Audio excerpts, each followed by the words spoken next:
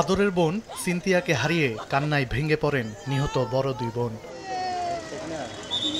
পরিবারের অভিযোগ, রাজধানীর হাজারীবাগের ঝাউচর এলাকার আমরা টাওয়ারে সোমবার সকালে স্বামীর হাতে খুন হন সিনথিয়া। অত্যাচার থেকে মুক্তি পেতে IELTS করে বিদেশে পাড়ি জমানোর প্রস্তুতিও নিচ্ছিলেন, কিন্তু স্বামীর পাশবিক নির্যাতনে ভেঙে গেল সেই স্বপ্ন।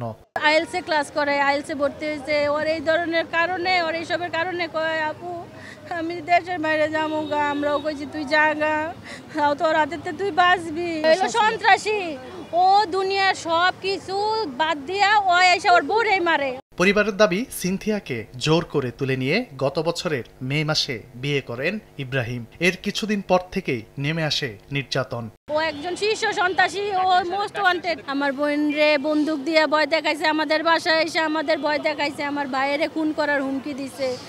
মাদক ব্যবসায়ী, দ্বিতীয়ত যে কোনো সন্ত্রাসের সাথে সে জড়িত। সন্তান হত্যার বিচার ছাড়া আর কোনো কথা নেই সিনথিয়ার বাবার।